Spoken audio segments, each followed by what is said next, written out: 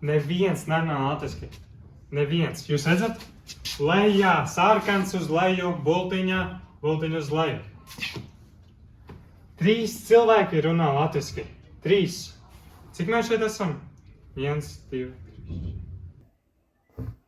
Привіт. Cilvēki, mums vajag risinājums. Sakiet, jebkādas idejas. Es zinu. Tu.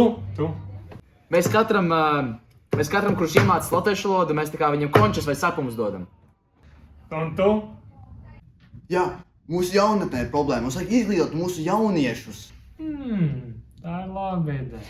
Jaunieši, latviešu valoda nav tikai saziņa. Tā ir mūsu kultūra, identitāte, vēsture un nākotne.